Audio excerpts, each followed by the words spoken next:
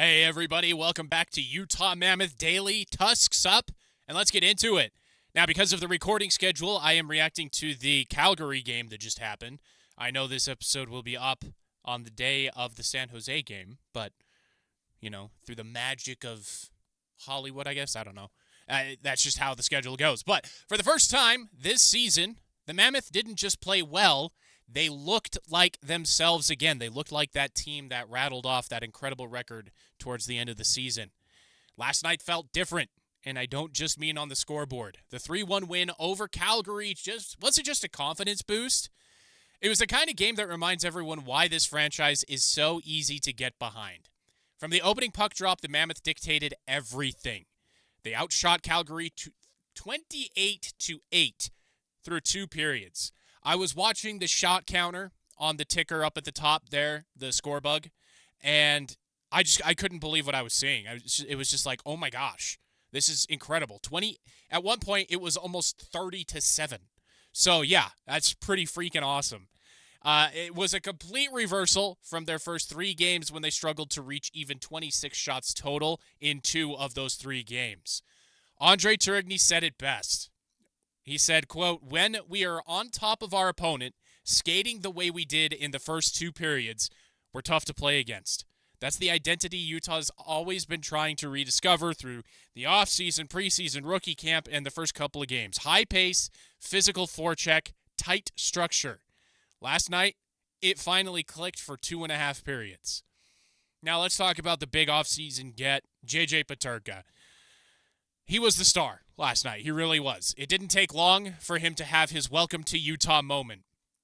A jaw-dropping second period goal that turned the Delta Center, see, I almost fell into that same trap myself, into a madhouse. Peterka picked up a loose puck in his own zone. It wasn't really a loose puck. It was a bad pass that he just read perfectly. Blew past the Calgary defense and went coast to coast for a breakaway finish that showed off every bit of his speed, composure, stick handling, and just goal-scoring mentality. The goal wasn't just pretty. It was important. Utah needed someone other than the big three of Keller, Gunther, and Cooley to spark the offense. And Peterka has answered that call the past two games. After the game, Peterka said the crowd throughout the whole game was unbelievable. When we needed energy, we got it from them. And he's right. The energy from that home crowd clearly elevated this team. Peterka's speed adds a whole new dimension to Utah's attack, and if that confidence sticks, this could be the first of many, many highlight reel goals this season for the newest member of the herd. And this wasn't just a win. It was a celebration.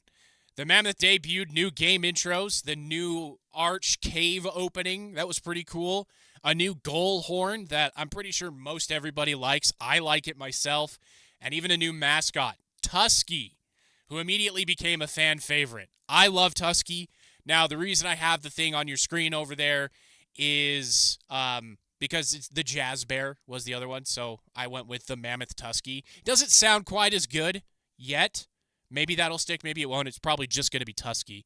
But I like him. I like the look of him.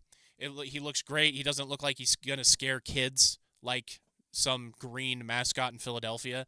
But yeah, I think this one's going to do really well. And he was all over the crowd tonight. Last night he was in every section trying to get the energy up, and he was doing a wonderful job. The energy in the building was the loudest it's been since basically opening night last year. 2 second-period fights, including Jack McBain absolutely manhandling Adam Klapka, a guy who had like 4 inches on him, and he still took him to the ice without too much damage to himself, and it kept the crowd roaring.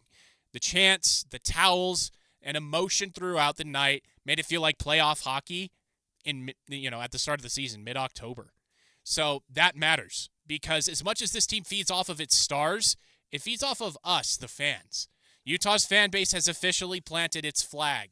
This city isn't just hosting an NHL team. It's not just let's go see that. It's not a side attraction anymore. It is the main attraction now.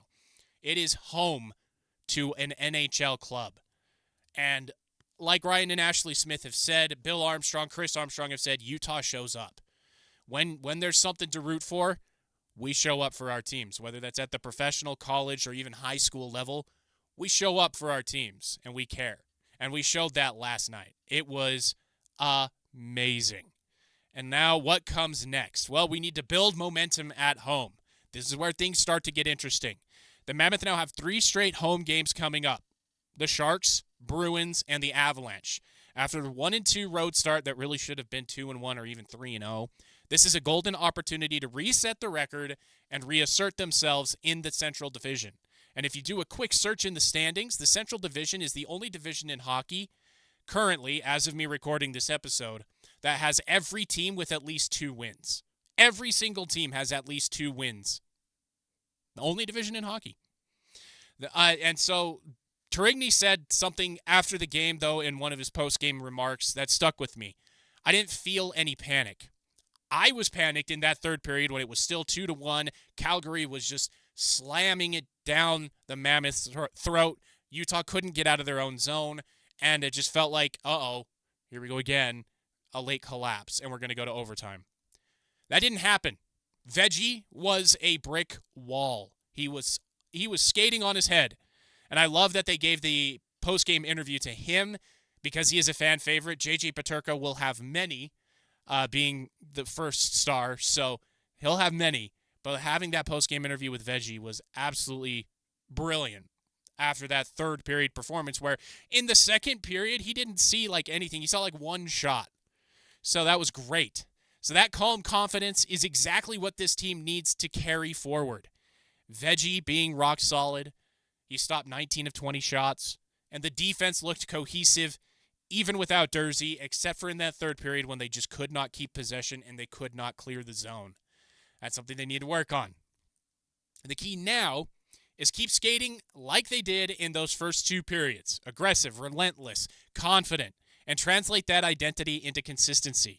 If Utah plays with that same tempo and the crowd keeps that same energy, this homestand could be the stretch that can help set the tone early in this season.